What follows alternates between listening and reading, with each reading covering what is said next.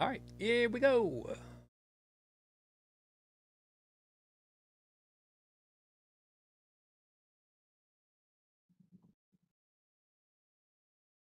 And we are live. Good evening, everyone. Welcome to Holy Crap, the Vlogcast. Vlogcast that comes from a skeptical point of view to answer some of the questions of why. This vlogcast started as a combination of spite and the Streisand effect because I get to wear my red hat this season. I only have one good red hat. This is the one. This is the much fabled Santa pimp hat. And so far this season, at work, when I've been able to wear it, where I don't have to worry about it blowing off of my head, and yes, I keep track of this every season, it goes on after Thanksgiving. So far, I have 43, count them 43, compliments on the hat so far, which definitely beats out last year, which was 2. Jeez, I can't imagine why last year was only 2. Didn't get out much, now did we? And part of this is to follow through with the old adage. Sometimes a journey is more important than the destination. I'm your main host. I'm known as Shujin Tribble. You can find me pretty much everywhere under that name. That's Shujin. Hi, good to be back with you. And of course, as mentioned before, yes, happy December, everybody. It's raining and 54 degrees freedom here in December in Buffalo. Yay. We're not going to be Climate talking change. Yeah. But we're not going to talk about that directly just yet, at least not tonight. Getting you back over to everybody, as you hear. That voice in the background from the Midwest of the U.S., Brigid Fitch is here. Good morning. Good evening. Good evening. From the East Coast of the U.S., UnrenownedTech is here and complaining about people complaining about their computers because they're complaining about him. Well, I was going to say, I wasn't going to bring that up. I was actually going to talk about how awesome the comedy skit of If Google Was a Guy is on YouTube, because they talk about the whole, climate change is not real. And he goes, well, I've got a million things that says it's real and one that says it's not. I knew it. And then he shouts out, just because I have it doesn't mean it's true. Personally, I like the one where Markiplier does the whole thing, and that's a whole other Mm.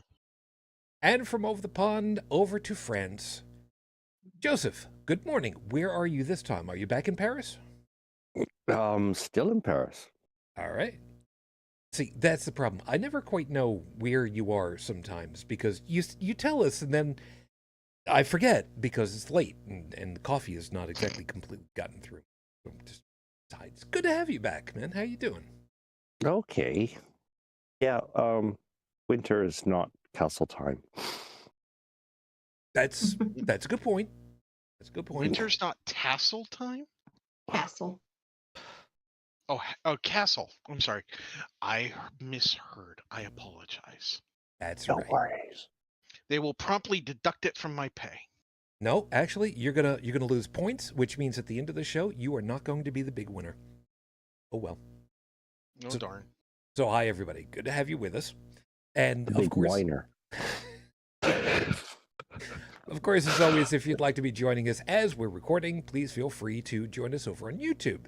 You can join the nice folks over there in the live chat, which would be Stephanie. Good morning.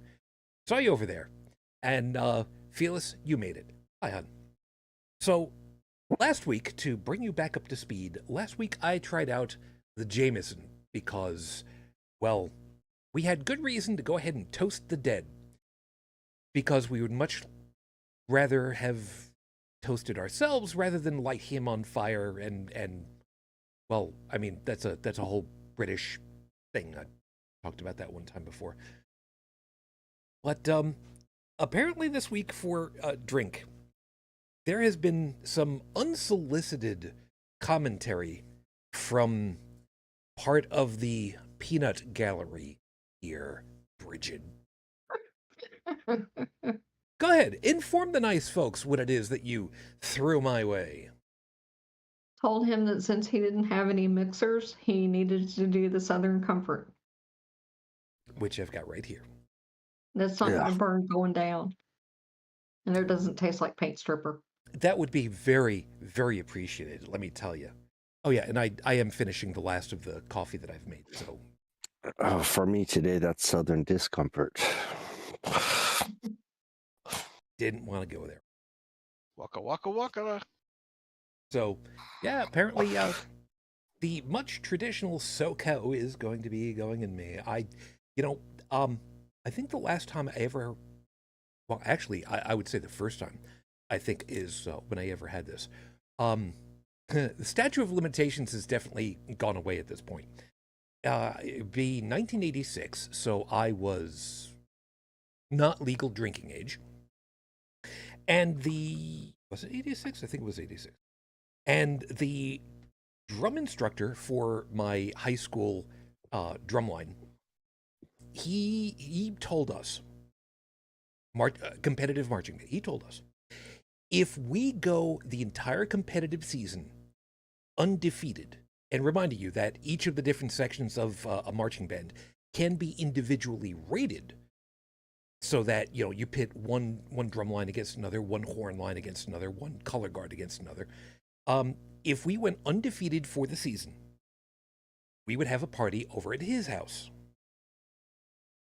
The look on that poor sons of bitch's face when we got to the end of the season, and it came up, and we're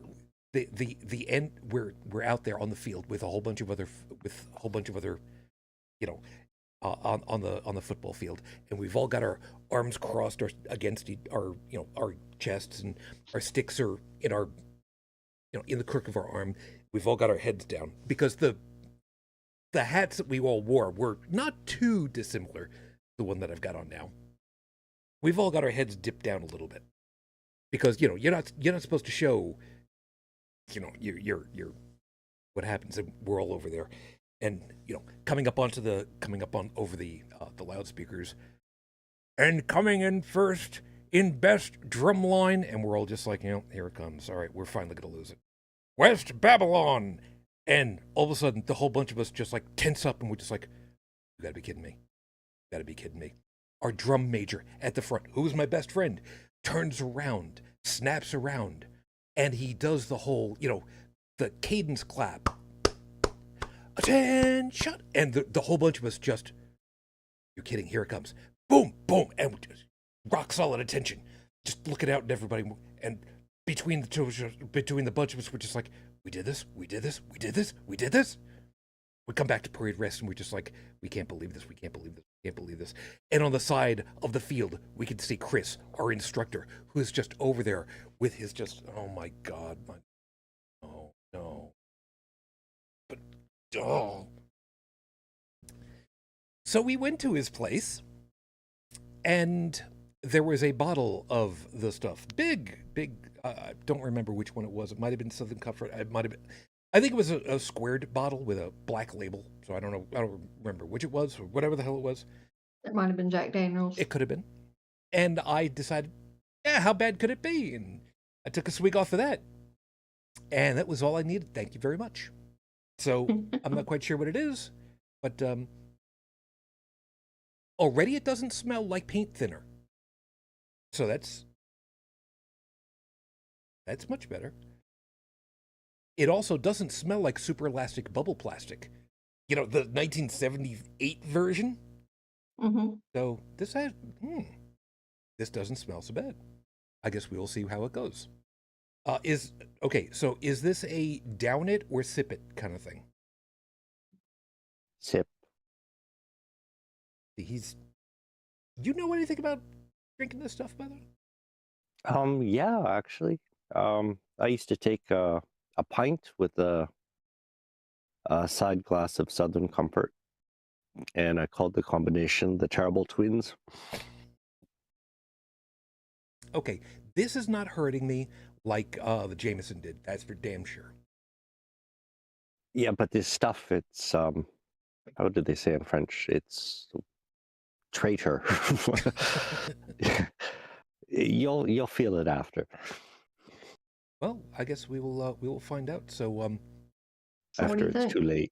A couple of sips in, it is not nearly as bad as Jameson. I'm very much not a spirits kind of guy. and I can already feel the bottom part of my my lip line starting to numb a little bit. At least that's the way it feels.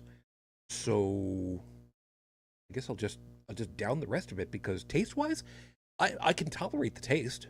It's the alcohol that's really hurting on me. Well, Which that one has a lower content alcohol than the Jameson does.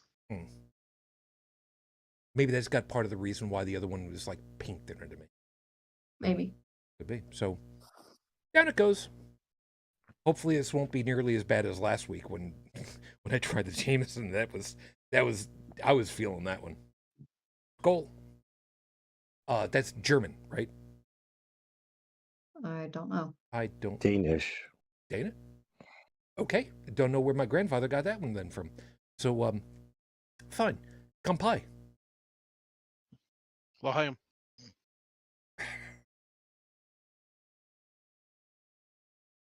Okay. That one went down, surprisingly enough, in one gulp. I don't know if that was a good thing or bad thing. But it is not nearly as bad. I've had far and away worse beers than that. So that tells you something.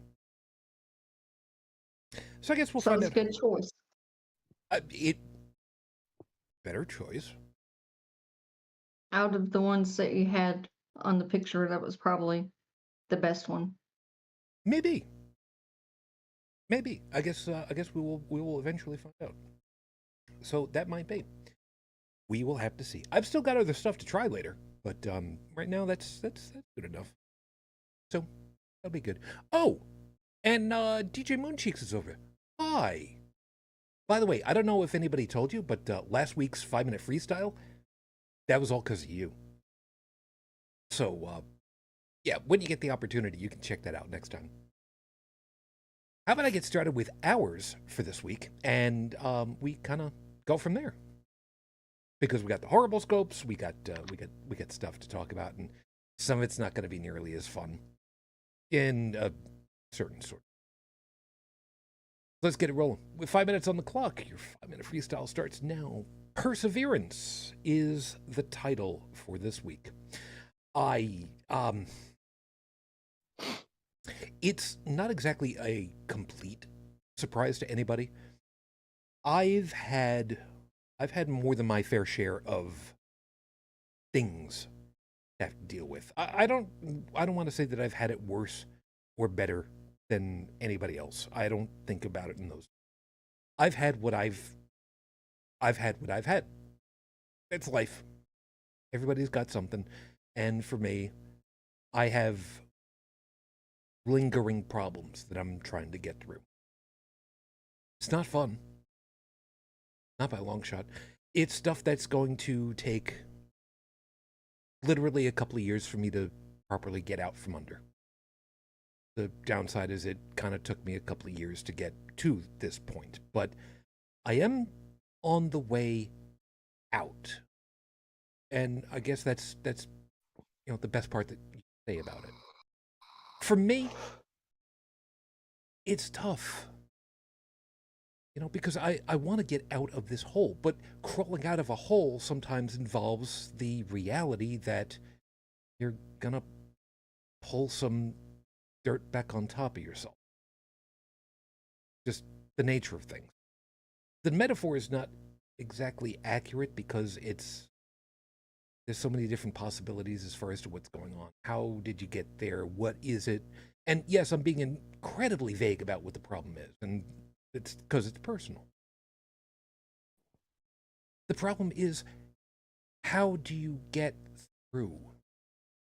How do you find enough gumption to just keep going up against something, even when you've got stuff that's constantly poking back at you, punching down on you again, and especially after you feel like you've started to get some momentum going. This Sisyphusian problem that I've run into isn't necessarily going to go away. Gonna be hounding me. And I'm gonna keep needing to try. And that's one of the hardest things. Because I don't know when the end point is. I don't know where the finish line is. I don't know that there even is one. All I know is that I don't have too many choices. I go on, I try to do. And if I'm successful, then I just have that not over my head anymore. If I'm not successful, well, the possibilities of what bad could happen are just say bad. I don't want that to have happen, and I know full well that nobody wants that to happen, except for a handful of people. I don't want to think about it. But we all have got something that is going to be that for us. Sometimes it's an existential thing that maybe isn't quite personal. Maybe it's bigger than that. Here in my country, there are a number of items where we have to look at things and just go, how do we ever solve this problem? There is an old, not quite sure that it's a joke or a parable or whatever it is. How do you eat an elephant? The joke, parable, whatever it is, it makes for an interesting, sometimes funny, usually daunting question. If you have to eat an elephant, if you have to get rid of an elephant, how do you do it?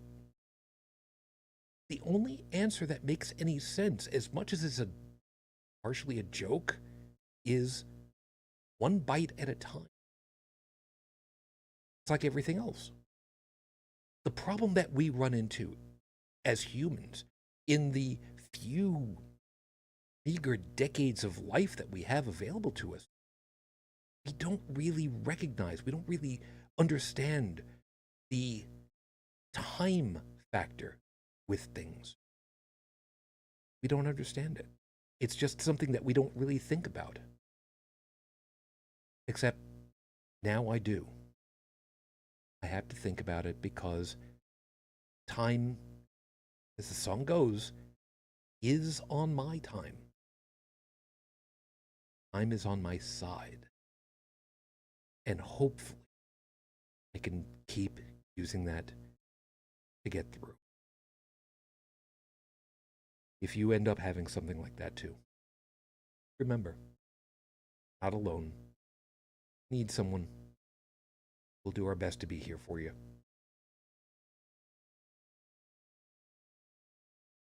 That out of the way, I think now's about a good time as any to go ahead and get on over to the horrible scopes, get the good stuff out of the way, and then have stuff that we can just, bitch about, because isn't that one of the things that we do best around here? I'm going to go with that, and that's the story, and I'm sticking with it.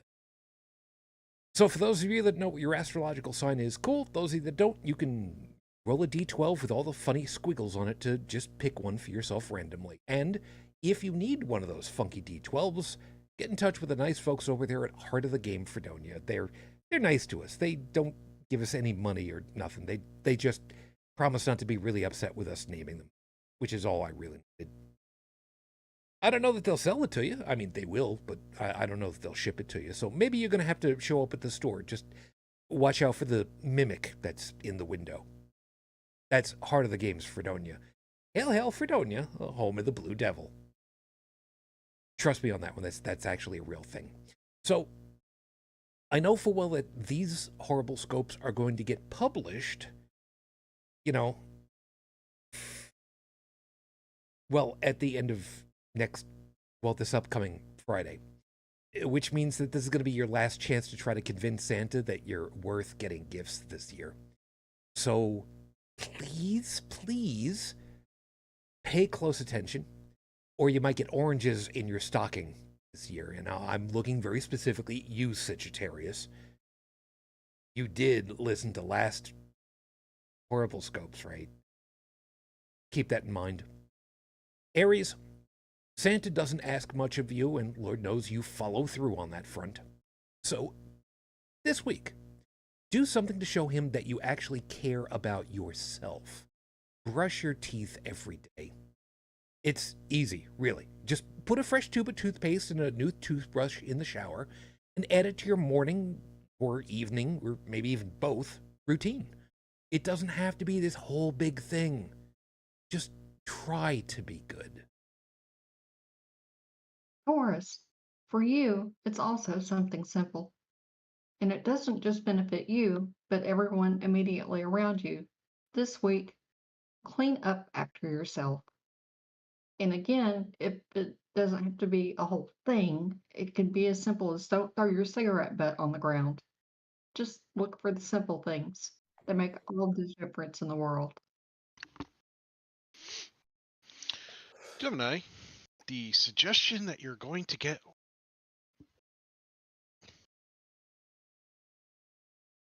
Okay, the suggestion that you're going to get will sound counterintuitive, but this week, eat all of your dinner. But it goes deeper than that. Don't just eat, but eat smaller.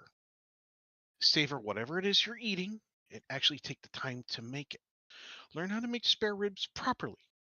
Garlic, salt, pepper, onions, tomato puree, water, vinegar, and the secret ingredient, pure maple syrup. Cover in foil, bake at 100°C for 2 to 3 hours, and you will love what you are eating. It worked for me.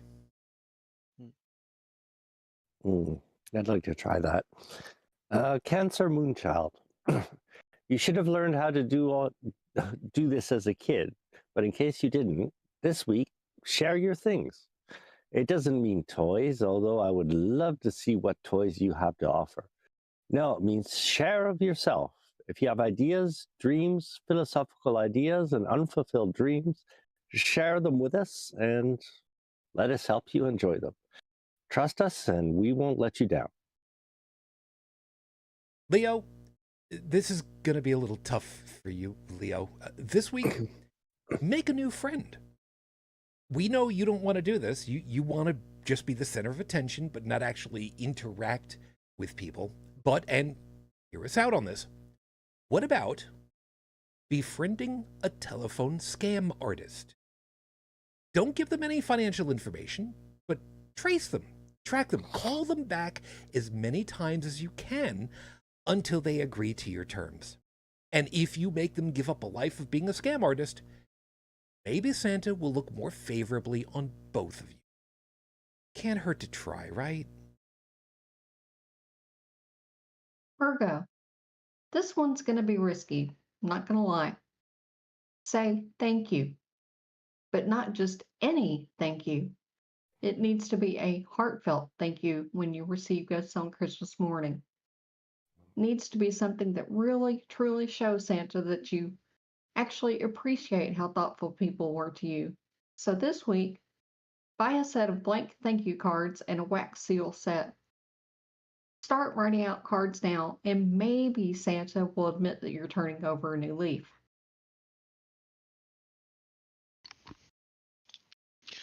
Libra, instead of making a new friend, this week, touch base with an old one. That's touch base with an old one, not touch your old friend's base. You don't have to do much. Just let them know that you still think of them, that you care about them, and that you're still willing to pay them back for those scalped Bon Jovi concert ticket deal that went south. Yeah. They still think of you too. Let's hope it's favorably. Scorpio. You're not going to like this one at all. You never liked hearing this, but you've got to trust us. This week, do your homework. No, don't open a math course book and start doing questions 1 through 25, letters A through F. That's not what this is all about. Those of you who did well in the math class know that 1 through 25, letters A through F, comes out to 150 math problems. But those of you who studied music know you can't get to F in the key of A without invoking a flat 6, and that's just weird. So Yeah, so do your research this week. Well, we know who was in band camp at some point in their life. Yeah, this 1 week at band camp, by the way, Sagittarius, this week, slow down and actually listen to someone, but specifically someone smaller than you, someone younger. It might be a weeks-old puppy or kitten. It might be a 4-year-old kid with their first superhero cape. But seriously, just listen to them and enjoy their company, especially if it's a human child. They'll have the most fascinating ideas to share with you. Capricorn, this week, open a baking book and try something new.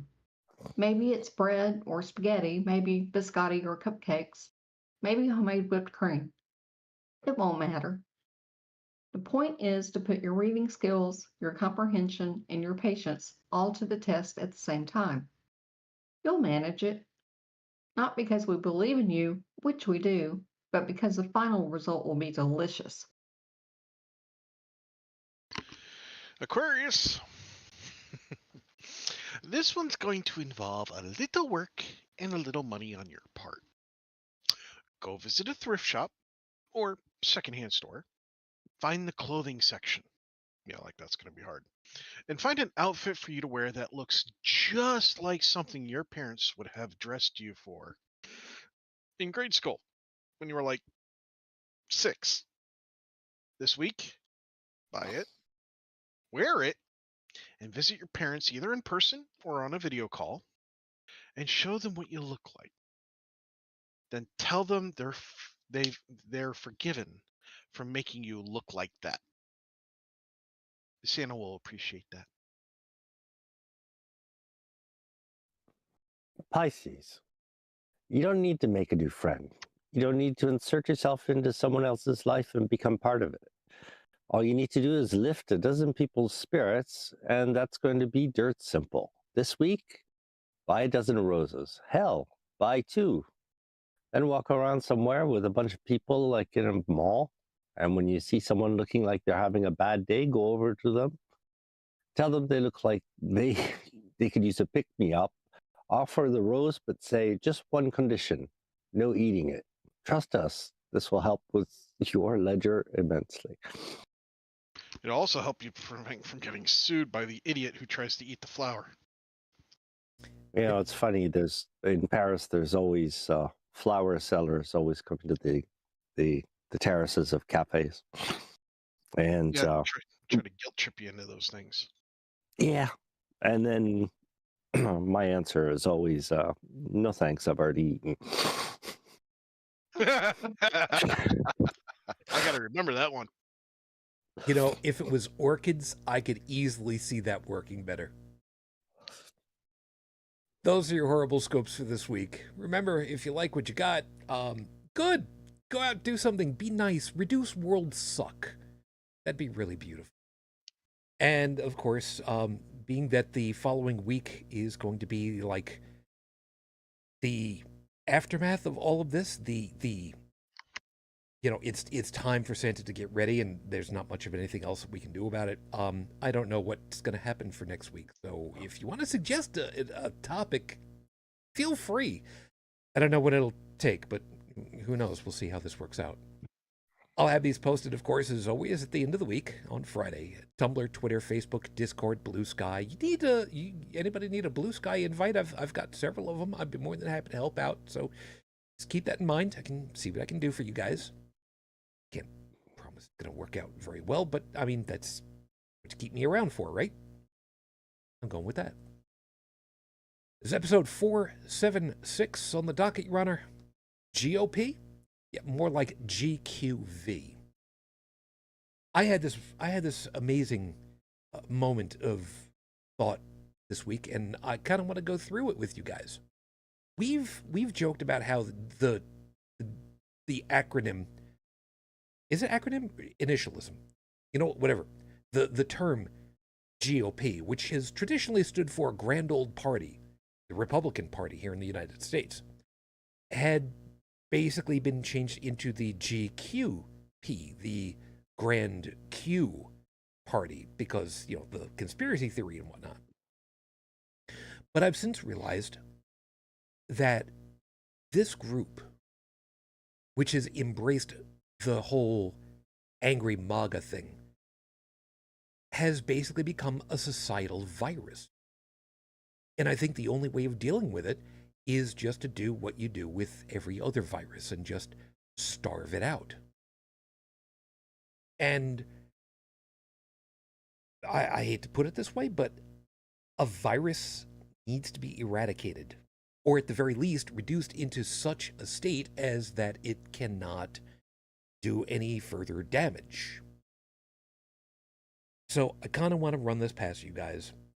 I want to get your opinions on the terminology that I'm using, the mental imagery that I've got. Am I being too hyperbolic on this? Or even better yet, if I'm pretty well right on the money on this one, what's the best way of following through with it? So that's where we're at. That's where I'm going. And I'm going to tell you that I want to make sure that I preface this, you know, right off the bat. We are not in any way, shape, or form advocating for the destruction of any persons. We want no harm to befall any human, any living sentient creature. It's the ideology, it's the mental state that I'm talking about on this. Make sure that we're perfectly clear about this. So, who wants to start off on this one? Because holy smoke, there's probably going to be a little bit of contentiousness going on this one. You know what? I'm gonna make it easy. Joseph, I'm gonna haul you into this one straight away, because if any one of us has got a soapbox of people need to think more for themselves, this is a spot for you. Because, good Christ, this group of people who are anti-intellectualists who want to believe stuff regardless of what the facts show, even when it's thrown right into their faces, and just say, well, I believe what I believe and you can't tell me otherwise. This is that moment to shine. Well, you just said it all for me. I might have, but you actually have. I've only repeated what you've said to us before, but the actual why of it all, the how to look at it, how to nuance it, how to go through it, you know that a hell of a lot better than I do. Yeah. Well, it's just once again that quest for the illusion of certitude. Having faith in authoritarian figures because we've given up. We always say suspension of what's the term we use? Suspension of disbelief. Suspension of disbelief. But I mean, it's pretty well a suspension of everything. I mean, it's something I like to say. As long as I don't think about it, that makes perfect sense. But I mean, anybody who would spend just 2 seconds, putting 2 and 2 together would see that most of what they're following is not only unfounded, but nonsensical. But it's the believing part that's the strongest. Yeah, I don't know if you've seen any of the interviews that have happened with folks. In some cases, it's the semi-real, sometimes semi-comedic interviewers who go out there and confront the MAGA Republican folks at various. They don't want to call it a rally, but it's a rally, and ask them, the various questions like, can you name any particular item that Donald Trump did that in specifically helped your life? And these people are just like, well, they name something stupid and nebulous. Well, that's not a thing. But I mean, what put more money in your pocket? What helped make things work better for you? And they're just like, well, he did this. And it's like, no, actually, he didn't do that. That's an Obama thing that came over from before. Oh, well, he did this. No, that still wasn't him. And as a matter of fact, he actually worked against that. And the looks on these people's faces when they're confronted with exactly that is just, you know, if a face were a test pattern, you know what I mean? Those people drive me up a wall. I don't know about anybody else. So, have you actually seen any of those interviews, or you've been sticking away from those kinds of things so you don't get upset? That's why I try to stay away from the web in general. See, this is my problem. I keep looking at this stuff and I keep wanting to pull. Well, all right, you'll see. My hair is short. My hair is intentionally short, so I don't go ripping at it. Yeah, look what it's doing to you. Well, yeah, it makes me run a podcast so that I don't yell and scream on my other shows. Mm. Funny part of it is that is literally the reason why the show started. Oh, God. So, Someone to shout to, that's not my TV screen. Yeah, there's that. So how about you two? Have you seen any of these interview things that I'm talking about, or got any input on this so far? Well, I think some of the ones that involve time travel are pretty funny. That accused, under the Biden administration in 2020, he locked everybody down for COVID. Oh my God! And it's like was not even in the White House in 2020. Time travel is just amazing. I utterly forgot about that. I kind of shoved that out of my head. I absolutely forgot that. God damn it. There's a lot of things he gets blamed for in 2020. You know, it's almost as good as the guy that I remember being interviewed a while ago, and he's just like, you know, I want to find out. I think that 9/11 thing was a whole inside job. I want to find out why Obama wasn't in his office when that happened. I'd like to get to the bottom of that. My dude, you know what? No, it's just, Don't go there. yeah. Tech, you're being awfully quiet about this. Are you trying to keep your vitriol in check right now? Is that what it is? I have many angry feelings. I know it's not going to make it easy for you to get to sleep when we get done tonight, but I mean, feel free to vent them out. I mean, now's the time. No, I've said the things that I've needed said. I would rather focus on the things that need to change, and we need to change and get rid of like the two-party system. I mean, George Carlin once did an interview where he pointed out that you don't need to have an official conspiracy. There's no need for one, because the people who fill the political roles for our society, they went to the same schools, they went to the same colleges, they went to the same clubs, they grew up in the same neighborhoods, or in the same they all had the same interests at large, okay, as a whole. It's in their best interest to keep lobbyists around as a whole. It is in their best interest to do the bullshit that they're doing with OPEC to keep giving money to countries that they shouldn't be giving money to, and so on and so on and so on. It's in their best interest for Americans to stay dumb as a whole. One group targets one group, another group targets another group, but as a whole, it's all the same. And that's because it works for them. we have the illusion of choice, as Carlin said. He talked about how many news agencies there were, and that they would diminish, and that they would be controlled by smaller and smaller groups out there, giving you truly less choice, but you'd have the illusion of choice. It's just like, left and right. Okay. When you only have two choices, you have no choice at all. And granted, the other people on the show are like naysaying him because that's what they're supposed to do. Carlin was amazing. He knew how to play the game. He knew what the game was. He knew how it worked.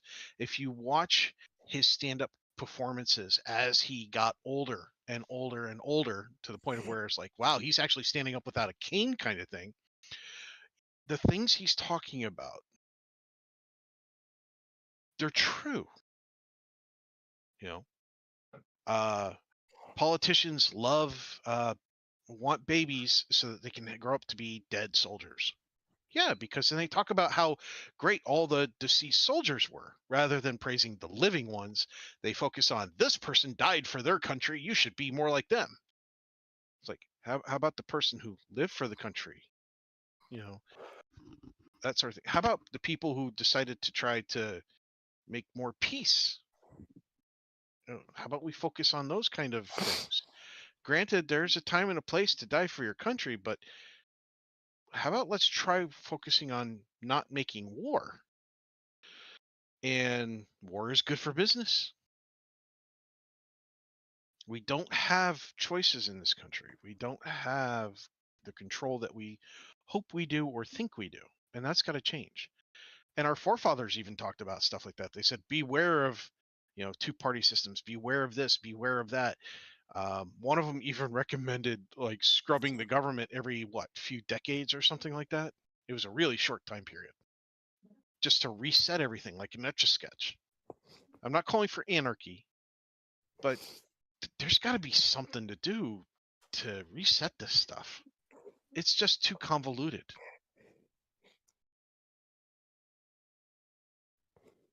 And we'll never win because it's done. It's set. Now, what could happen, which I hope doesn't, is that it could crash. It could have a financial crash, and rich companies could come in and take over. Something out of like Rollerball, for example, where the companies, or Cyberpunk 2077, where the companies basically rule the cities. You could also have other countries take over, bail us out financially from whatever kind of hell happens, and now they're in control of our politics. We've done this to other countries. Come on. I have absolutely no idea what you're talking about there. Yeah, sure. No, nobody does. I understand. Yeah. But it's funny how the religions and the corporations, they actually, in the past, they don't want the control. They don't want the responsibility of of actually leading. They want to be more on the sidelines and then have all the people in the to the front of the stage, be somebody else. They don't want to be on the front of the stage. And whenever they do become on the front of the stage, well, they're setting themselves up for possible failure. And Wizard of Oz. They're the organizations and the organized religions are essentially playing Wizard of Oz. Don't peek behind the curtain, meanwhile, you're looking at the face of Oz, on the pedestal being projected. That's, your various politicians and clergy and certain leaders, while the people who are actually influencing via lobbyists and other mechanisms are going, yeah, don't look at me, don't pay attention to me, That's actually the role of the Pope. Yeah, look at the Pope. Mm-hmm. As if he's really the person running everything. It's the cardinals. It's not the Pope. Yeah, but don't tell that to a religious idiot. You're blasphemous. Yeah. You're a Well, blasphemer if you say shit like that. As an aside, over in the chat, Mooncheeks is saying Canada has too many, and I can only assume that that's screaming and yelling in Tasmanian devil. I could be wrong. It's kind of hard to translate that one. Choices: Liberals, Conservatives, NDP, Bloc for Quebec, Pirates of Canada, Rhino, Green Party, Marijuana Party, Transcendental, Meditation Party, ... There is something to be said for having, quote unquote, too many. But then again, I don't know what qualifications are necessary in Canadian politics, never mind my own politics, for what group is allowed to be on any particular ballot. I mean, I know full well it can't be just a single person has to just, raise their hand and say, hey, I'm a political party of my own, because, I mean, Joey and I had half joked, and I say half because we actually seriously considered it, starting our own party to get elected, to be, well, not to start one, but to resurrect an old one. Years ago, back in the, God, I don't remember what year it was, sometime during the 40s, Gracie Allen from the George and Gracie comedy duo, Gracie had started a fake campaign to be president, and it was the Surprise Party. So we thought about, reviving that one. Gracie, of course, as we know full well, did not win the presidency, although she did have a number of write-in votes. It's real sketchy on how many, but it was a non-zero number. But the problem with it is, doesn't matter how many parties there are that are listed, it's a reflection of the number of different groups that have any kind of willpower to band together and put their hat in the ring. Also, a problem with that is that by the law of, I don't quite know what the right term for it is, but the laws of attrition, eventually one group gets gobbled up by another, one way or another. And then it whittles down to, well, eventually it whittles down to as few as two. Ideally, as far as I'm concerned, it should be three. It should be three major parties. But unfortunately, here in the US, where everything is a reactionary binary switch, it's kind of hard to make that happen. I would much rather have that. There was another piece, by the way, and I want to read this off for you guys, because what you'd brought up about birthing more kids so that they can become more gears into the war machine. I know I've mentioned about this one before, and it's an incredible quote. For those of you that are at all familiar with Doctor Who, there are some amazing moments in the history of that show. And in any science fiction system, there should be amazing quotes that come out of it that make you just really think about things and really open your mind to the various possibilities. There have been a number of lines that have been written for characters in all genres. I mean, Captain America, for one. You look up the Captain America quote about being a tree. You'll look it up. You'll see exactly what I'm talking about. But this one in particular is from the episode The Zygon Inversion. And the scene is the Doctor has two people caught in a room, each with a box with two buttons on it. One of which would start war or detonate an explosive that would take out, a good portion of the populace. The other would, I forget exactly what it was they're both supposed to do. It's been a bit since I've seen it, and I'm a little tired. No, I don't have any alcohol thing going on with me right now, which I would admit to if it was. But the scene is that there is argument between these two characters and the Doctor. And they're trying to tell the doctor that he doesn't know jack shit about what's going on with them, with war. This man who's lived through 900 years and watched the entirety of his race die and burn. And he yells this at them. This is a scale model of war. Every war ever fought right there in front of you, because it's always the same.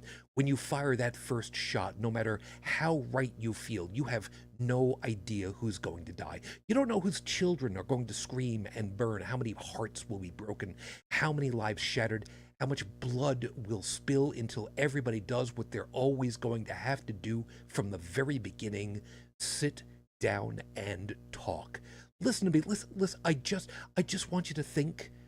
Do you know what thinking is? It's just a fancy word for changing your mind. I will not change my mind. Then you will die stupid. It's one of these moments of clarity, of challenging someone, challenging us to realize the people who make the decisions on what ultimately happens with that populace, who make the decision, yes, you're going to go to war, you're going to go out there and you're going to die for us because you're just barely into adulthood, and we've reached that point, so we're going to throw you into the war gear and turn you into hamburger meat for no other reason other than we refuse to sit down and talk. And it's the populace that hasn't been educated enough to realize how incredibly inhumane that is. That hurts. That hurts.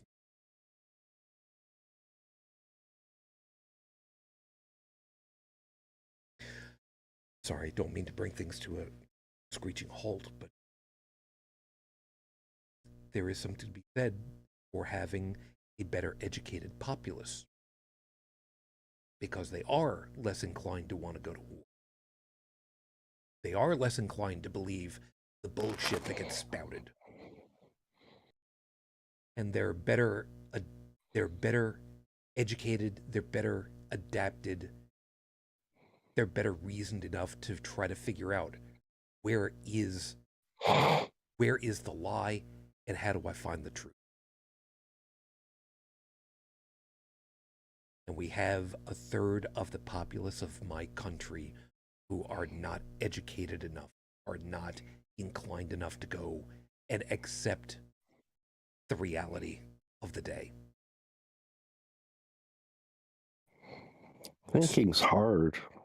Yeah, it is. I mean, why think when you can just let somebody else decide everything for you? Yeah. I mean, look at them. They're speaking with such authority. They must know what they're talking about. Yeah, one would think.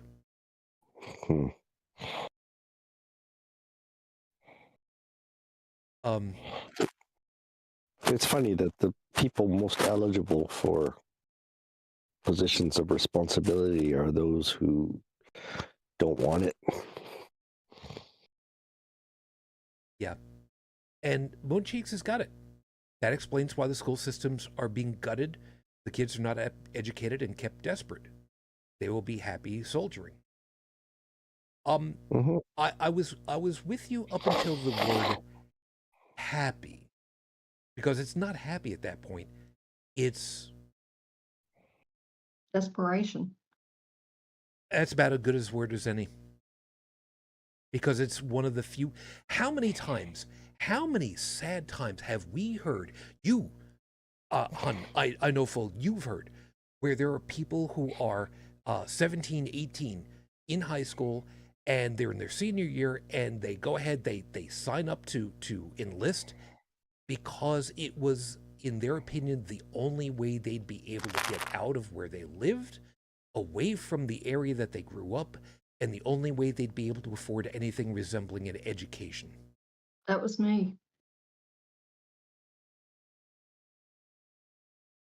Yeah. And you're not nearly the only one. Not nearly. I've heard kids who've, I say kids, like I said, 17, 18, who have done that for exactly that same reason. There are some who, let's face it, they had the best of intentions. They want to put in some civil work time, even though we don't have a civil works project here in the States. We've talked about that before. That would be a wonderful thing,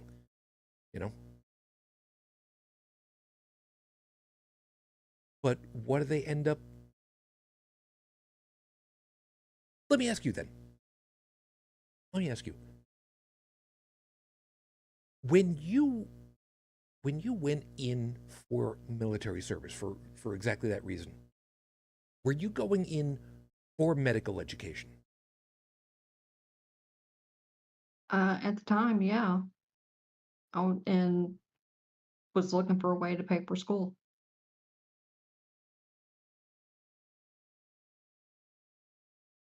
From a baseline perspective, as someone who would have enlisted and wasn't looking for a specific educational background. I went in open general, if that tells you anything, Okay. which means they could have literally put me anywhere doing anything. And the only reason why I wound up in medical is because I had good ASVAB scores. So they were trying to recruit me hard, and the only prospects that I really had at the time was working for minimum wage, If you which had, at that time was $3.25 an hour. if you had gone in and you had basically just average scores and you weren't slated for more specified educational stuff, training, that kind of thing, what do you think that you could have gotten out of a 4 or even an 8-year stint, really? GI Bill. But you don't think that there would have been any appreciable, marketable skills, as the expression goes, in this area? If I had average skills, they could have, made me a field cook. I'll try not to take that personally. My father-in-law was in the army as a cook, World War II, so I'll try not to take umbrage in that one. But that wouldn't have necessarily been marketable for me. There is that. Being a cook,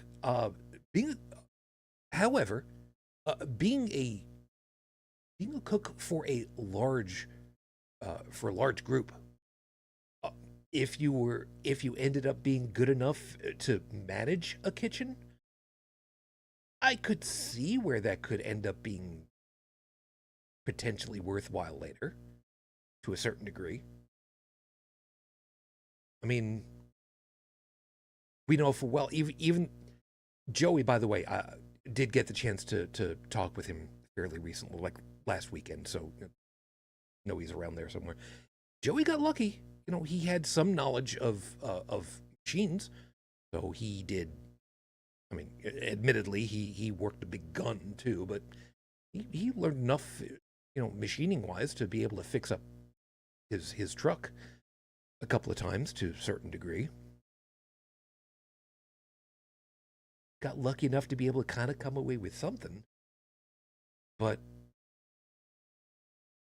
when all is said and done, in my head, what folks who go in to the military, who enlist in the military, would come out with, just as a baseline, one of the biggest things is, I hate to say it this way, how to kill the other guy. I mean, I know I'm kind of glossing over a lot there, but how far removed do I really end up being that way?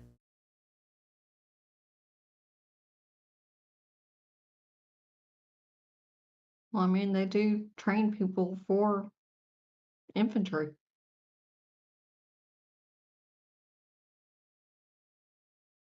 And to the best of my knowledge, that does end up being the largest part of any military. Yep.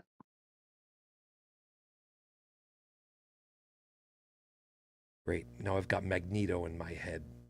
No, you wait. Always send in the pawns first.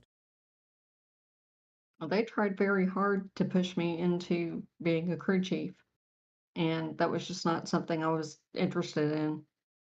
Well, what would that have been? Oh, carrying around an 80-pound toolbox and working on Flightline out in all weather.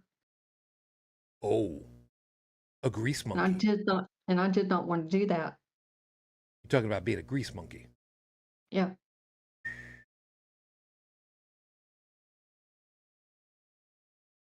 I did have a crypto slot, which was really, really cool, but then I ended up breaking my ankle doing the confidence course. And so that lost me my slot because I had to go to what they called casual, but it was a medical hold for 6 weeks. And so, I mean, crypto would have been amazing. Yeah, if I remember right, I had something like that.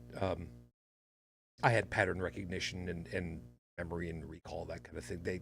I would have apparently been pretty good with like radio stuff and whatnot, which, hey, imagine that.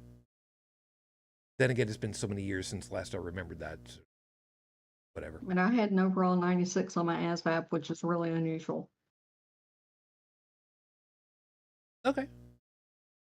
I don't remember what the numbers were or supposed to be, so whatever. I mean, average would be in the 60s. If you got like a 40, then they would end up putting you as a cook or something. But going in open general, I took a huge risk because I had no idea what they were going to do with me. But I can tell you that every recruiter in town was after me Can't imagine why. as my ASVAB scores. And But I did well on all the parts, including electrical, which I don't know how that happened. And Mooncheeks was saying, I was told not to sign up by my former. I'm not quite sure what that's supposed to mean. DS father. He said my back was damaged enough that it would make me 4F. I don't remember exactly what that means, but I'll just go with Undraftable, medically disabled. Yeah. I will go with all the better for you, I think. Oh, drill sergeant. Or drill sergeant father. Gotcha. Yeah. You got somebody who's family that's been in the military and they tell you don't. Yeah, it's a probably good bet they know what they're talking about. So good on you there.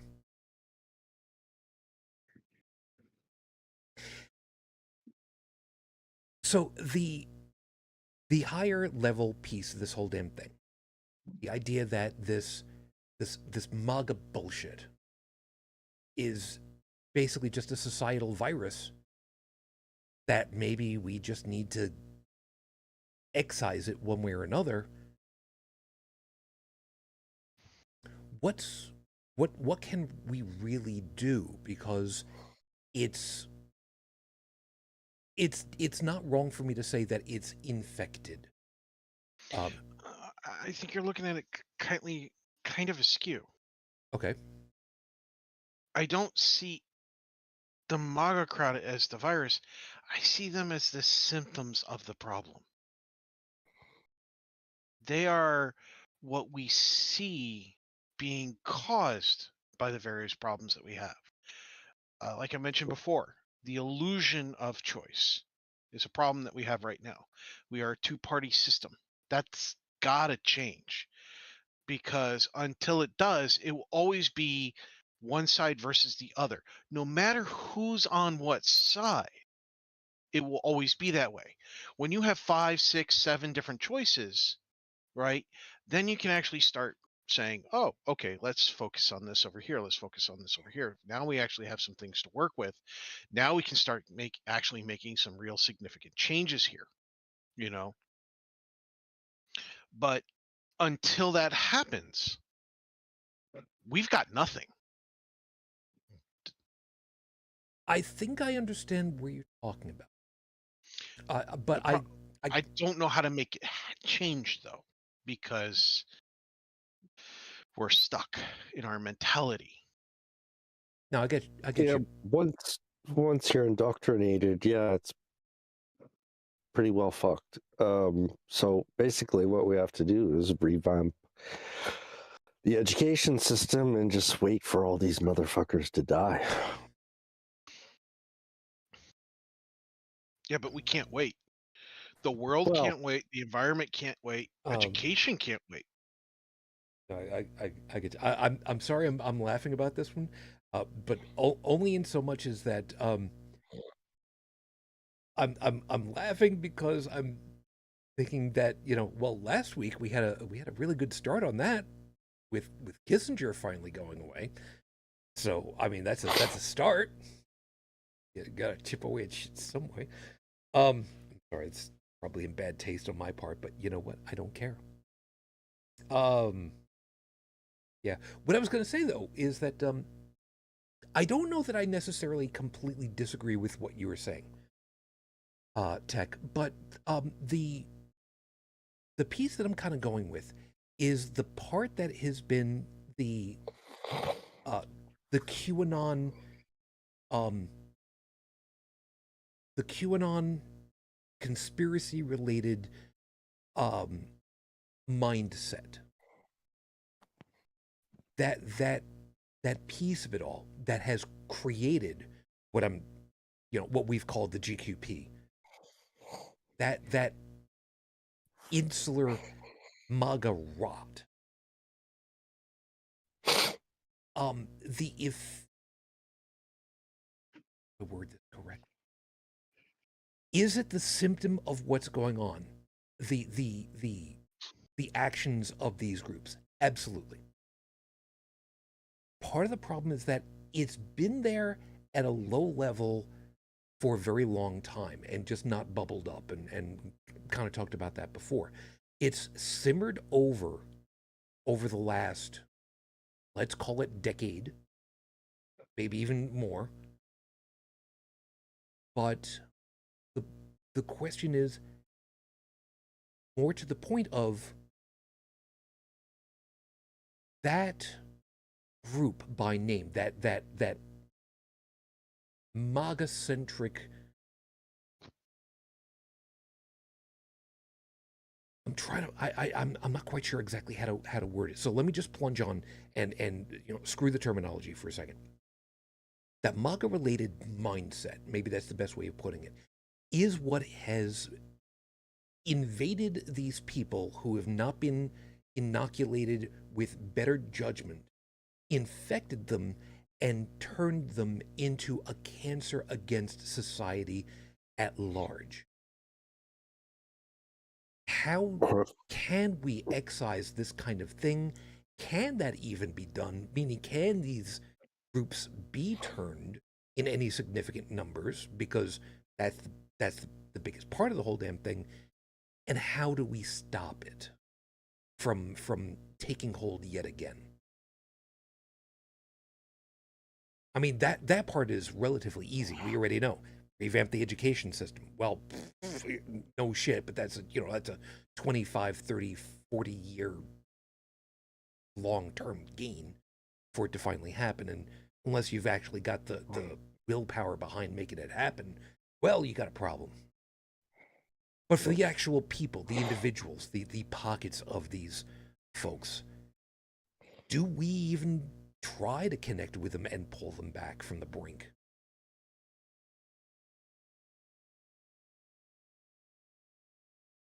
I think once somebody's indoctrinated, and there's examples of this everywhere, it's almost, it takes a lot of one-on-one work to bring someone to reason. But once they're there,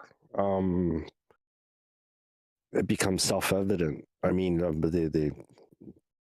once you bring someone to reason, they'll do the rest of the work themselves. But it's just so much work to get somebody to actually hold themselves accountable for their own thoughts and actions. Get them over that lip to finally get them onto the downhill part where it just keeps fulfilling itself. Yeah. I'd call that even autonomy, because somebody who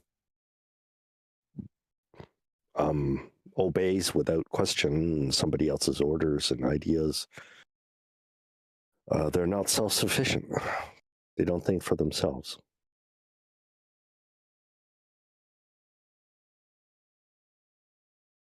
But once they do start thinking for themselves, well, there's actually no going back. And it's funny, the problem this creates is that people who think for themselves, people who don't think for themselves, there's just like communicating between the two sides is almost impossible. It's almost like another language. Oh, but what's best if you want to convert somebody, the person best suited to do that is somebody who was a former believer and who came to reason.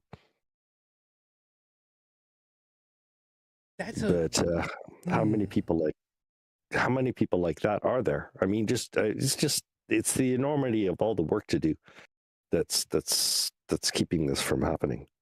You know, I like the idea academically, but I've got a real hard time believing that even that's something that's doable, because the hard line level of so many of these people, I can easily see it as just well, you converted, well, obviously, well, I mean, that whole straw man thing, you know, the no true Scotsman thing, you know, you didn't know what the hell you were believing at the time, so you were just a wishy-washy personality. Why the hell would I want to follow you? You're actually not doing the walking the walk, talking the talk, you know that. And I don't know that it's even. I don't want to ever say that someone is a lost cause. I don't ever want to have to think that. But I'm not saying. I was going to say, but you know, my God, some of these people that volunteer themselves to talk to interviewers, good Christ, these people are just one thing after another, where it's like I said, you know, why wasn't Obama in the Oval Office when 9/11 happened? I'd like to find out about that myself. My dude, you literally lived through these years. You know, you can. I mean, what? How?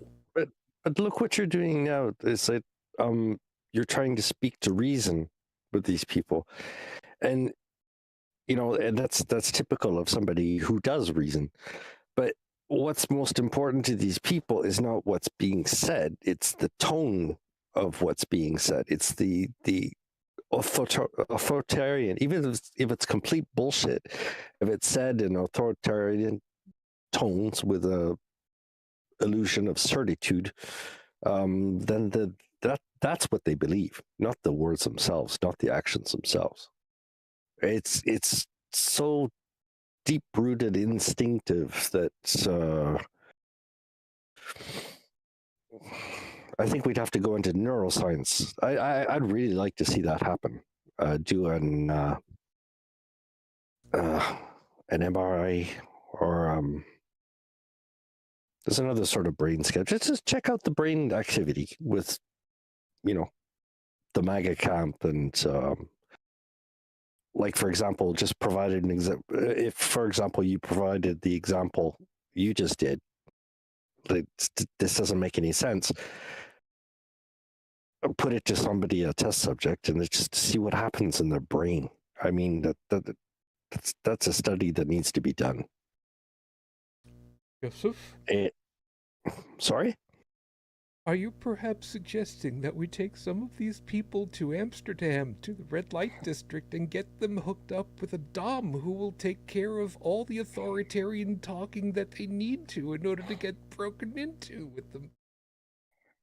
I'm sorry, I can't believe I thought that, but it was just too damn funny in my head because you were saying that, you talk to them with the right authoritarian thing, they'll believe anything you want. I'm sorry, that's my brain tonight. I'm sorry. Santa, I am Well, so sorry. I'm so sorry. Isn't that exactly what's happening? Well, except for the fact that there isn't a dom talking to him. I I don't know where the dome came from. because you were saying if you use the right tone of voice, you use the authoritarian voice to them, and they'll believe in them. Maybe you can get a dom to talk to them, and maybe they'll finally listen. And Oh, yeah. bad brain doing this. Well, better still show them another believer who believes already the same thing. And like I said, maybe they'll just reject them out of hand because they obviously weren't a real believer in the first place. Otherwise, they wouldn't have joined the commie Antifa rioting groups or whatever. Isn't that the biggest problem with that damn cult? Everybody that isn't part of them is part of the resistance against them. Which, in a certain weird way, is actually a little bit more true than I'd like to think because, well, we're trying to bring you people back from the brink. But what do I know? I'll be right back. I'm just going to I'm having a little emergency. But okay. Brigid, I'm gonna go ahead and I'm surprised that I didn't hear you laughing. I'm wondering if maybe you muted your mic really hard because No, I was just seeing where you were going. you would have ended up just bursting out laughing there for a couple of seconds. Well, I know how your mind works. I'm used to it. I don't know if that's a good thing or a bad thing. Well, I'd like to think that it's because between me and Heretic Woman, God, if ever there was a moment where I really wish that she was still here with us, that whole moment right there, she would have just run with that, and I know it. Because I've got her in my head. Well, they would have followed that up until they got hit in the back of the head with the whole "I will not allow a woman to go ahead and have commandment over me" thing, and bullshit, and the whole other. I'm sorry, I've got Bible things on the brain because I forwarded the whole thing about the Christmas season coffee mugs from coffee cups from Starbucks for the season. With our favorite quote on it. Because Ezekiel did things. Anyway. Just old Well, found that the QAnon Shaman is running for office. I can't believe I'm about to say this. Fucking what? Yeah. I don't know what position I would have to Google it, but he's running for office.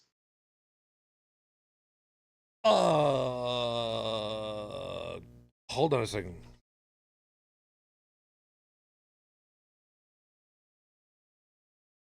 I'm Googling it right now because no.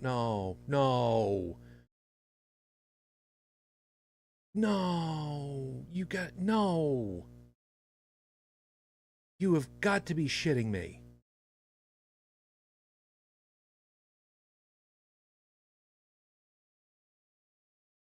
From the Hill. 12 November, QAnon Shaman appears interested in running for Arizona congressional seat as Libertarian. God fucking damn it.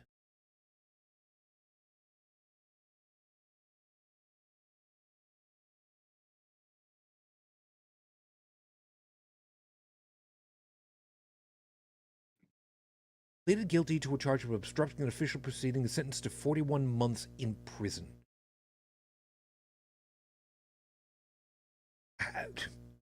How?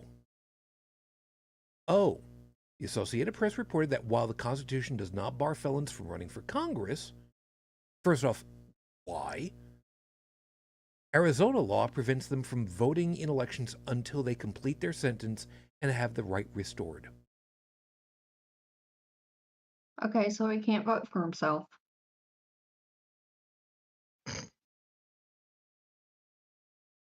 Somehow, I can't see how someone who is incarcerated. Oh. Served 27 of these months before being released to a halfway house this past March.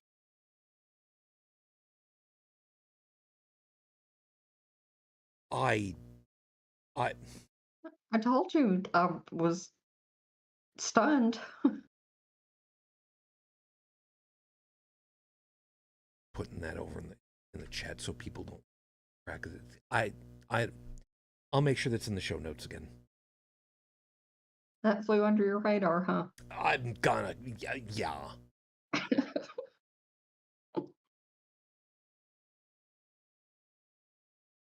I can't even with that one. Stephanie's saying Section 14 disqualifies him. Is that the whole thing about being in an insurrection thing? Yeah, but I think that's only applicable to people who've taken the oath before. Who took an oath, or exactly. Similar oath. And right. As far as I know, he hasn't been in the military or anything, so. Right. Well, I don't. Going in the military, you take the same kind of oath, and I think that counts. I don't. I don't know if. I don't know that it does. I don't know that it doesn't. Because I would think that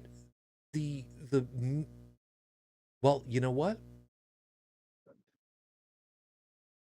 I don't know which way that one falls, but I would be willing to accept that premise simply because if the oath is how does the oath talk about what was it protect, defend, and uphold the Constitution to the best of my ability against all enemies, foreign and domestic. And mine was follow the orders of the officers appointed above me.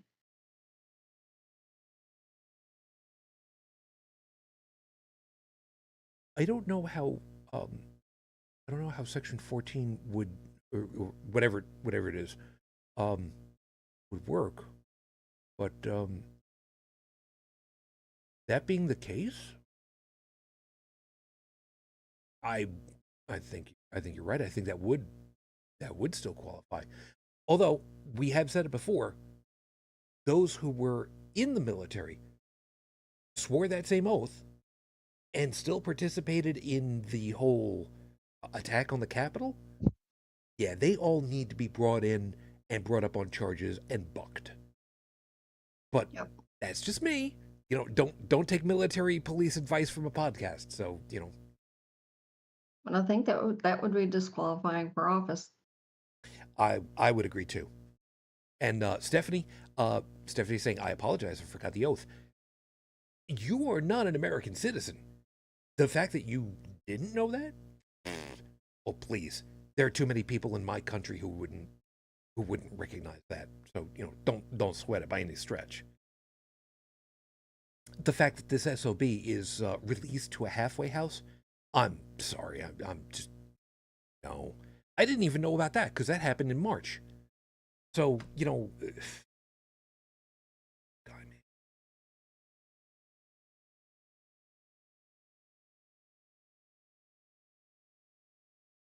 There is a piece that's going to seem like it's not related, but in my head it is.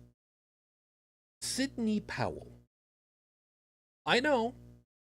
Just hang with me on this one just a minute. Sidney Powell, who was at one point a lawyer for the former guy, not going to say the lawyer because definitely not,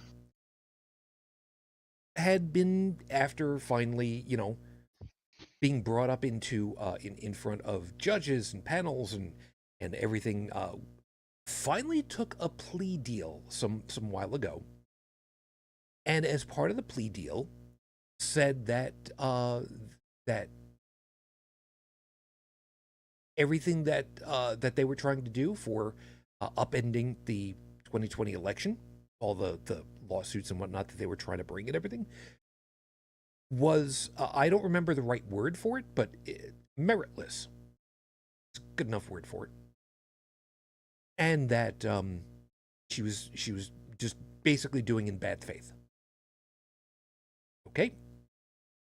The plea deal is so entered.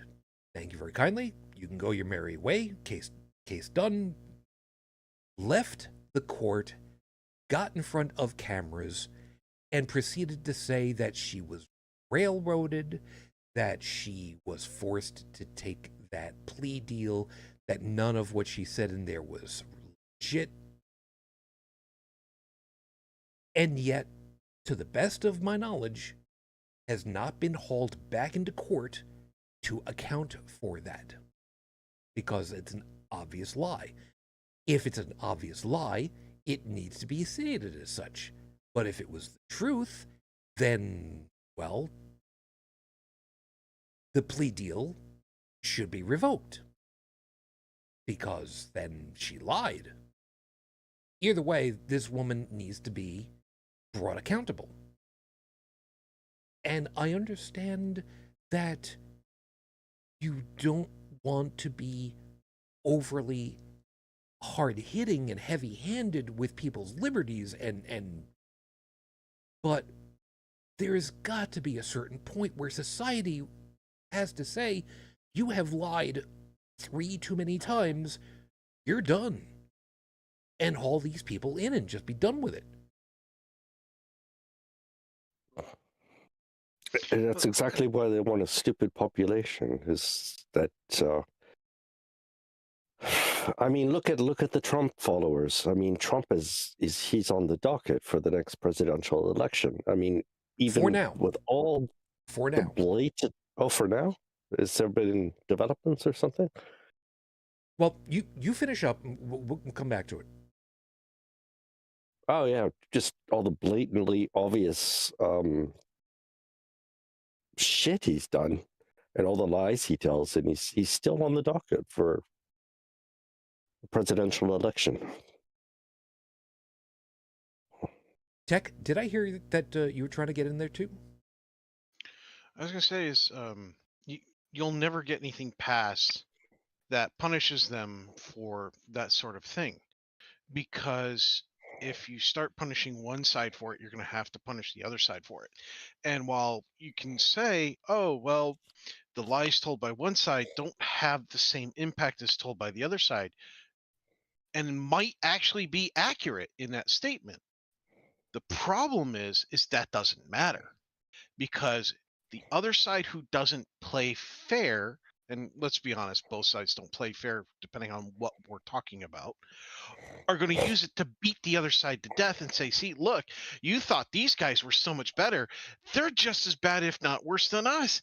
And, and then they keep turning us against ourselves. So they'll never do it, because that just gives them more ammunition. But it also runs them the risk of actually getting themselves beaten with their own stick. Now, they might say, oh, hey, it's a great idea. We're going to make a committee. We're going to put money behind this. We're going to put intellectuals behind it. And, they're going to throw people who have like the intellectual level of a brick behind it, and people who know how to draw out red tape and all that other bureaucratic bullshit. The problem is you need simplicity and you need transparency to be both hand in hand, and we have neither, and we will never get neither. either of those without some sort of drastic level of action. I'm not calling for, hey, storm the Capitol, because that's freaking stupid. But the people do need to unify like a union, okay? Like whether you're thinking of a tenant union or a union at work or whatever, but where people sit together and they go, look, we can't take this crap anymore. Okay, what do we do about it? Well, first off, we got a lot of people in positions of authority that we don't want in there anymore, but they've rigged the game against us. Well, how do we deal with it? We shun them. We ignore them. They can make all the rules and all the things they want, but when nobody's paying attention to them, that's the kid sitting in the corner having a temper tantrum going, nobody's listening to me and I'm in charge and then my mommy says I look great, and they eventually go away while the rest of us go, okay, let's simplify these rule systems. Let's make sure everything's transparent. Let's try to keep this as simple and as clear as possible so we don't misunderstand one another. And let's take our time and not fight. All right? We're all different. We're all the same. Let's work as a team. But we can't because we're too busy fighting each other because, oh, those immigrants are going to take our jobs when it's not actually the immigrants taking your jobs. And oh, these people over here are stupid because they have different skin cover when skin color is not actually denote whether or not a person is going to be smart or stupid. Whether or not you ate lead paint as a kid does. And I swear some of those people are still eating lead paint as adults. We got to get out of these mindsets that they have literally, as Joseph said, indoctrinated into us. And we can see how hard it is just to step away from religion. Politics? Oh, politics is like having, a handy. People love that stuff.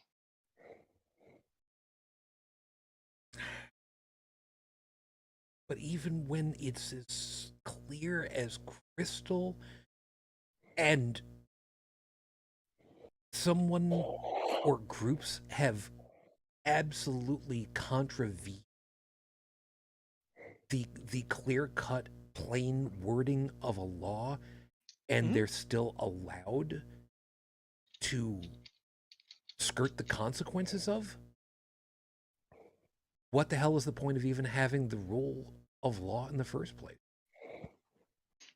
And that's part of the simplicity of it, is that if we have a rule and people are ignoring it and people aren't punishing it, obviously that rule's not working. Get rid of it, try something different, something that does work. And if we can't come together and find things that to agree upon and enforce together as a society, we're just going to fail completely. We're just going to fall apart.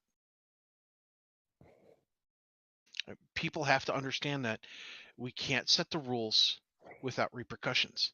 When you have repercussions that are financial in nature, and you have a financial disparity like we do in this country, and like many countries do, that rule is designed to punish the poor. You can't do that. You have to have a rule that punishes everybody equally. So if you have a rule that says, look, if you embezzle, you're going to jail for 10 years. Okay. That means that if you're a multi-billionaire and you've embezzled, you're going to jail for 10 years. But likewise, if you're a poor guy or poor gal and you've embezzled money from your company, you're going to jail for 10 years. And neither one get out before their tenure is up. It has to be equal treatment. It has to be across the board. It can't be this only applies to those who can afford to, pay the fine. Points on a license. Forget the fining crap with money. Get the points on the license system. Really, really stick that thing. You're speeding in a residential, that's 100 points. You have so many points in a year, you lose your license. End of story. Have a nice day. And it can't just be, well, this rich guy paid all the fines, so he doesn't get any points, but this poor guy over here couldn't pay anything, so he's getting all the points and losing his license. Like, no, they're both equally culpable. They both sped through residentials. I live in an area where my speed limit is low because we don't have sidewalks. We have a lot of blind curves, and I am fucking fed up with the goddamn minivans crossing over the double yellow line because I'm doing the speed limit and they're in a goddamn hurry because they didn't leave on time, and they're crossing over double yellow line. School buses are out. Kids are waiting at intersections. Some have to cross the road, and I've lost count of the amount of times I've actually had to honk the horn to prevent somebody from passing me because I can see that there is a car ahead of me coming the opposite way, and if they try to pass, I'm probably going to be part of this accident. I'm fed up. Stephanie's also pointed out, and yeah, I'm pretty sure that's correct too. Is it Sweden that decides on fines based on your income? To millionaires get massive fines for a speeding ticket. So, yeah, I forget exactly what country it was. I think you might be right. Where yes, it's a proportional punishment. Yeah, where it actually but does hurt. The problem with that is you have rich people like millionaires and billionaires that don't actually have a lot of income. That when you look at their income, it's like, well, how are they surviving on that income number?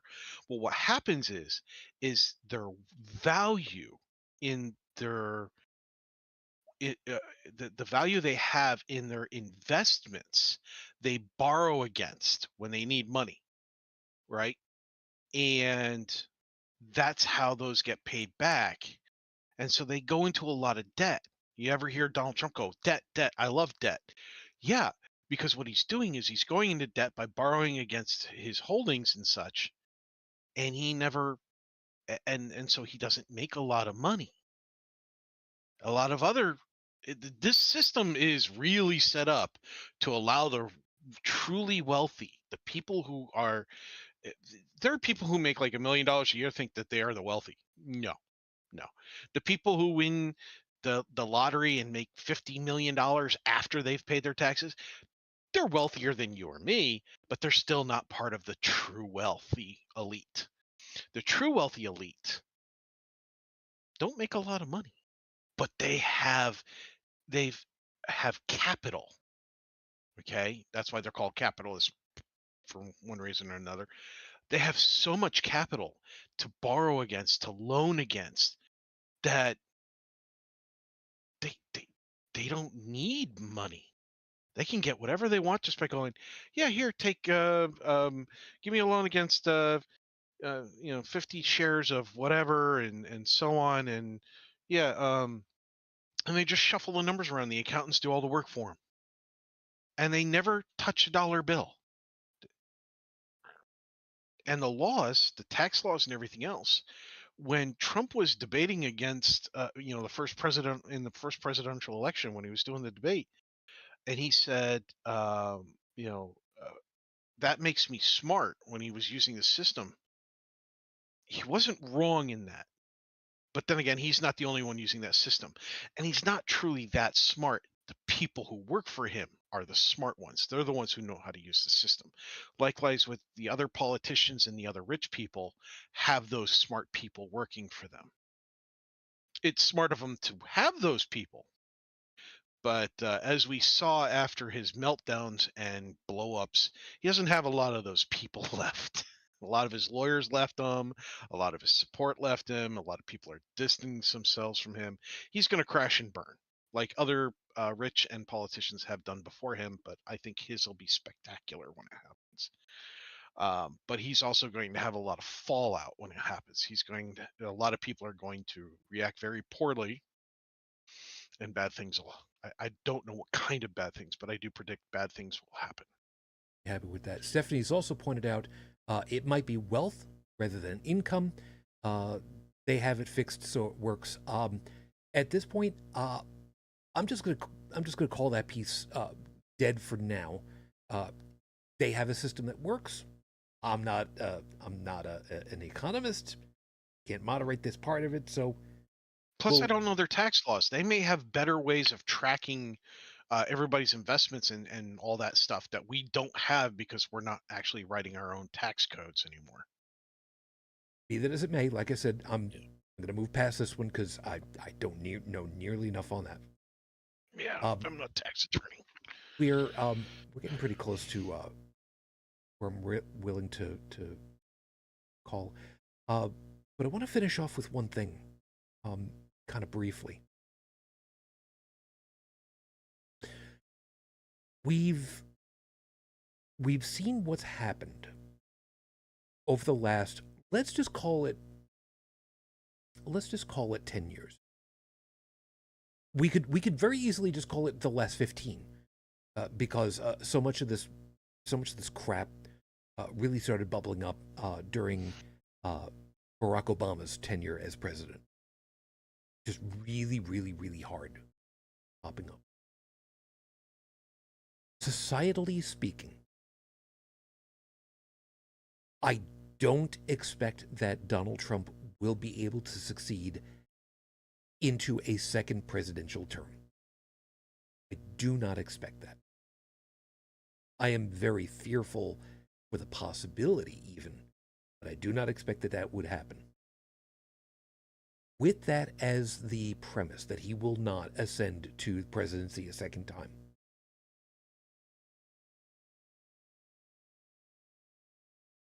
how long do you guys think this whole QAnon conspiracy thing will continue to be able to be stoked in any appreciable sense of the word at this point? Because for me, I still see it being another, sadly, 10 years before it's finally pittered itself out to being a piece of inconsequential minutia. And that hurts me. I don't see that happening in our lifetimes, unfortunately.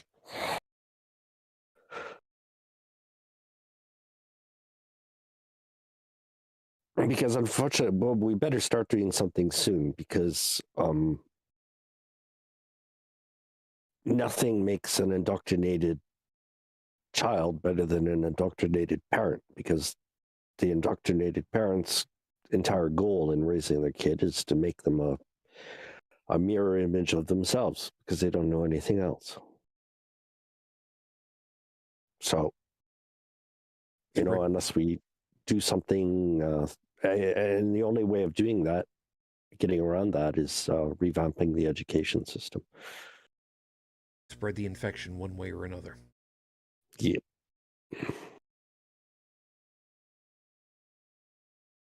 Brigid, any insight on this one for you? I agree with Joseph.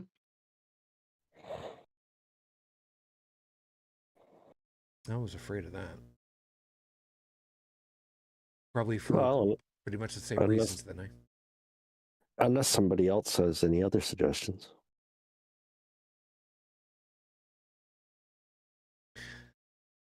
Nope, because I'm not an educator, badly. Mm-hmm. And Tech, I'm almost afraid to ask you then. Go ahead and ask. What do you think? I try not to. Well, it hurts. Well, I pay your wages on this show, so I'm going to insist. In seriousness, how long do you think it's going to take for it to finally just go away? It won't. It's not just going to go away. It has to be manually handled, and it isn't being.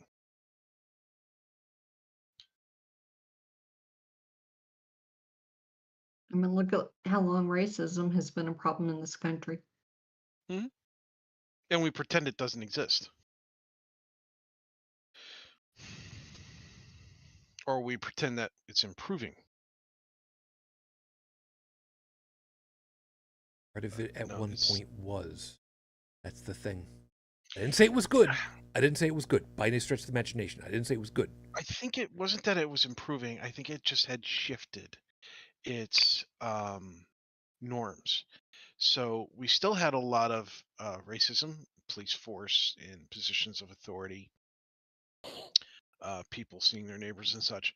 But what we had is we had a significant portion of it was silent racism. Okay.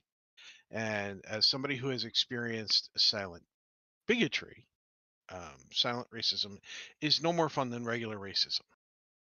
I forget who it was. There was a gentleman who was who's a show host as well as a comedian and so on, who pointed out that when the racism is blatant, it's easier to heal from it when it's in your face than when it's going on behind your back and you're shifting around it and you're kind of hiding it. Now, granted, I'm using slightly different language than I'm definitely using different language than he was, but that was the gist of the statement, and he wasn't wrong. He was definitely not wrong. When somebody is being prejudiced against you because of your religious beliefs, and I don't mean the people who think, oh, you hate me because I'm a Christian. It's like, no, I hate Christianity, not you. And if you do certain things that are harmful in the name of Christianity, yeah, then you and I have a problem. Regardless of your excuse, you've done bad things. But I digress. When when that sort of prejudice, bigotry, the racism, whatever, is in your face, your brain goes, "Oh yeah, okay, this is some shit," and you can start the healing process after that. But when it's in the background, when it's behind the scenes, when it's being whispered behind closed doors and everything else, and you know it's there, but it's not addressing you in your face, it niggles at you. Okay, it pokes at you. It never leaves you alone, and you can't really address it because it didn't happen in the open space. It didn't happen blatantly there, and it builds up. It's like getting quietly bullied versus openly bullied. Openly bullied, there's a chance to stop that crap. The quiet bullying, the bullying that goes on behind the scenes that nobody sees, there's no chance for other people to intervene when that stuff happens. Nobody to see it, nobody except for the target. It's It's it's a pretty different experience. It really is. it's invisible. And I Yeah. mean, there's no law anyone can make against it, because I've said before, all it takes to make a ghetto is a racist employer and a racist landlord. Mhm. One won't give you the means to earn a decent income, and the other one just won't allow you access to a decent living space. Yeah. So you're obliged to, move to the suburbs, move to the poor areas, because you can't find a job and you can't pay for a decent apartment. And that's invisible. Nobody sees that. And they can make all the laws they want. But when it comes down to the decision, you've got a choice of 3 employees in front of you, or an employer has 3 employees in front of them, and they're racist. Well, how can you prove that he chose one over the other because of skin color?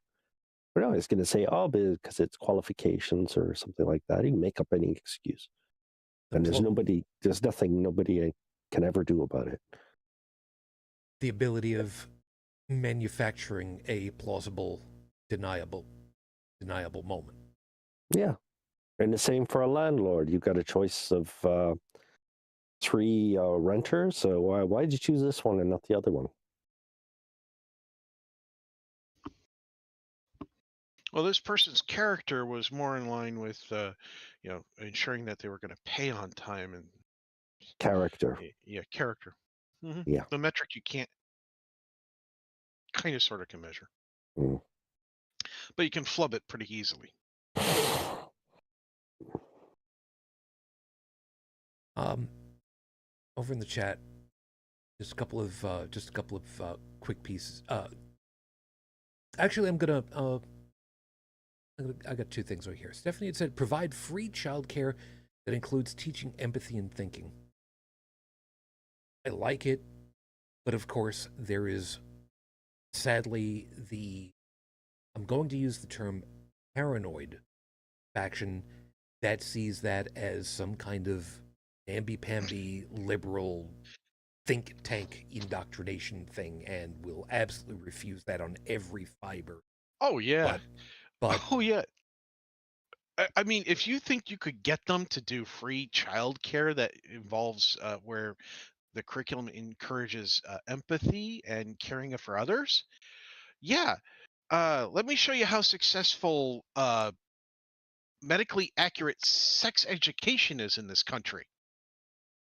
yeah, that's a whole other piece. But believe it or not, I wasn't even thinking of that part.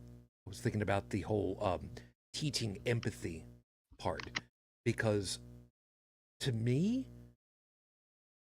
teaching empathy should be the easiest thing in the world, because empathy and sympathy is something that seems to be almost a necessary part of the mammalian structure, and not just because there are other species and orders, kingdoms, whatever. I forget how far back it goes, where I mean, we've seen it in other species, crows in particular.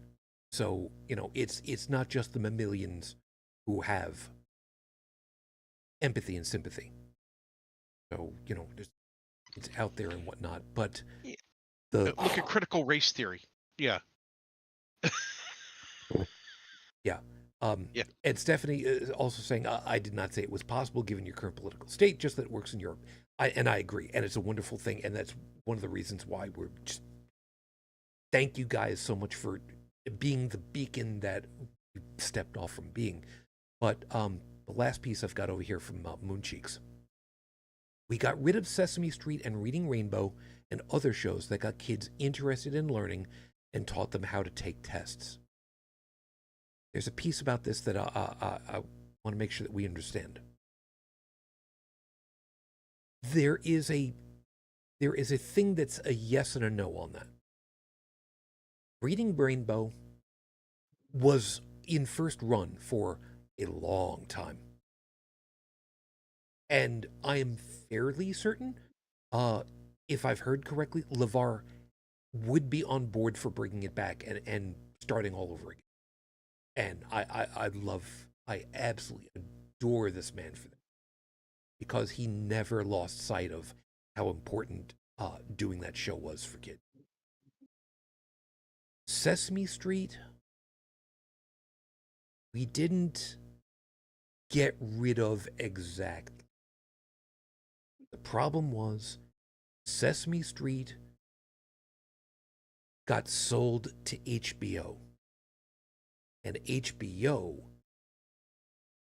has it now for its first and second season, and then the seasons afterwards go into public broadcast.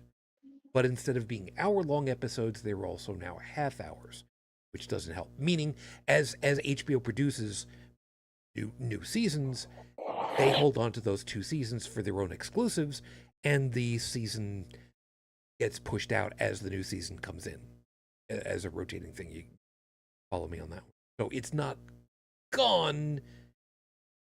It's just not great to me. But then again, I also grew up on it, Sesame Street, when it first started in '69. So there were pieces about it that back then were just, I don't know if it was just that it was better because of the time, or if it was just better because it was better. It's really hard to know. There are a lot of pieces, and I tend to agree with you, that there are a lot of pieces that helped us all to learn that aren't nearly as prevalent. Schoolhouse Rock being one of the biggest ones. And it was 3-4 minutes of music that actually taught you stuff. Sesame Street, Mr. Rogers, There are a bunch of different things, but the problem is they're not money makers. And unless you've got a money-making endeavor, who wants to invest in a money sink? Because it's about the money. It's not about how well you do for society. And that's the part that hurts the most.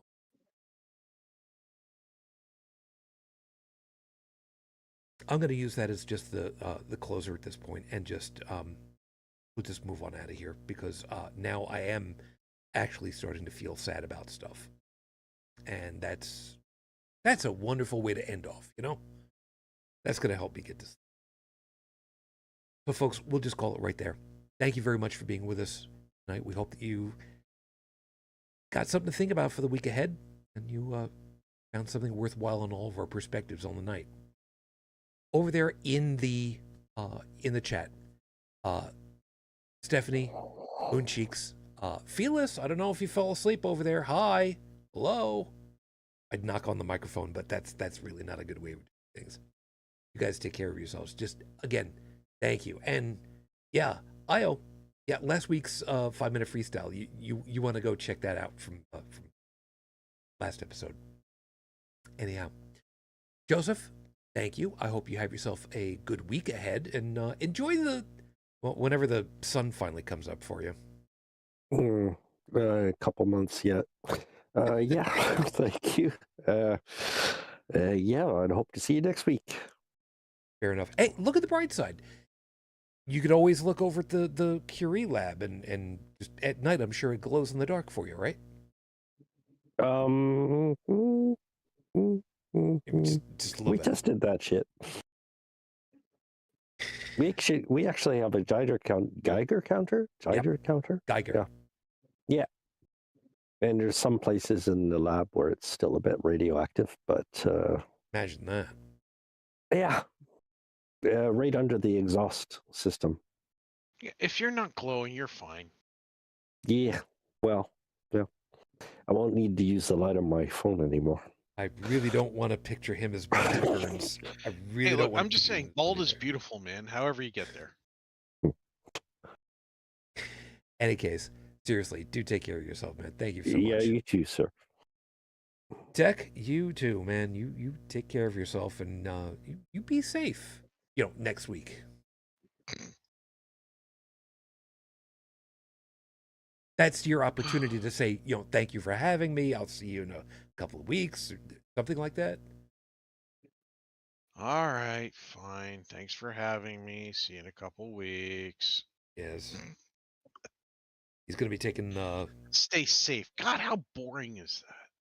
Could be worse. I don't know quite how. Could be worse. We could be living in interesting times. I don't know that we aren't. Yeah. How can we tell until it's over? Oh. Actually, I have to correct... you know what? We'll finish off and then I'll explain. So, again, thank you. Brigid! You didn't fall asleep, right? Nope. You know what time it is. My fuck you this week goes out to Ken Paxton, the Attorney General for Texas. I can't imagine why. Why don't you regale us with the explanation on this one? There's a woman who's 20 weeks pregnant who went to court to get an abortion because her fetus has trisomy 18. So a lower court ruled that she could have an emergency abortion to, take care of this. And Ken Paxton immediately said that everybody and their grandmothers would be sued if anybody performs the abortion. And this could kill her. So, yeah, go fuck yourself. I'm on board there. I'm totally on board there. And, yeah. Yeah, there's a certain level of hell that I do believe that Ken Paxton is going to be buried under, because I don't think anybody wants to even be bothered with him. So, yeah. Thanks, Gar. As a point on this, and tech, this is kind of your out on this. I just pulled up the calendar, and I just realized today is the 10th, as we're recording. Next week is the 17th. We'll be recording. After that, it's the 24th, meaning Christmas Eve. Which means after that, it's New Year's Eve. I don't. So next week is the last one for us. Yeah. So yeah, next week will be our last show for the year because we're gonna take Christmas Eve and New Year's Eve off. Because if you think I'm gonna be coming to the table to do these shows, then no. Okay. We don't want to hear. We don't want to hear you chewing, anyways. What? Huh? Well, you're not gonna be broadcasting while you eat. True. Okay. I'll go with that. You know what? I'll go with that. Yeah, well, it's fine. Oh, sorry. It's fine. It's early here. That's true. That's true. So yeah, next week will be our last week for the year. So yeah, there's going to be there. I'll see you guys next year. Yes. So by the way, Brigid, Mooncheeks is also saying I agree with your rant on that one. Thank you. Yeah, absolutely on board on that one. And Stephanie's saying, have a great time over the holidays. Personally, I prefer Yule, as I celebrate it from 21 December to 1 January. I blame you there. Have a cool Yule. Absolutely. So, yeah. You all have yourselves a good week. We'll be looking forward to seeing you next week, and then not. So this will work out well. And for the record, I guess I played my cards right because the Southern Comfort did not do bad things to me. Head is totally clear and okay. You're It's always a welcome. good thing. Yes, next week it'll be a choice between the Crown Royal and the Maker's Mark, perhaps. And I don't think you're gonna like either one of them. But there they are. I know a couple guys who really like Makers, but they never drank the Makers straight or on the rocks. They always drink it in Coke. Yeah. So maybe have a little bit of Coke set aside just in case. You know what? I'll buy a thing of Coke. I'll even get the real thing this time. Yeah, if you can get the one that's made with, if you go into some of the grocery stores have what they call ethnic sections or others. The Spanish. If you get the one that's if you go there and get the one that's made in Mexico, that one just tastes better because of the sugar that they use. Yep, cane sugar. Yeah, we will instead see about of corn that. syrup. Fair. All right. Crown Royal and Coke is what Mooncheeks is suggesting. I will consider that. So I guess I got homework to do next time. So till then, you'll take care of yourselves and we'll see you soon. So as always, until that next time, I wish you all the peace I no longer have. I wish you the strength that I've learned. I wish you well. And as always, my lady, it's a lot of years later, and I am still in love. Well, not today, Fujin. I love you. I miss you. Dream of me. So till the next time we're together, everyone, as always, good night.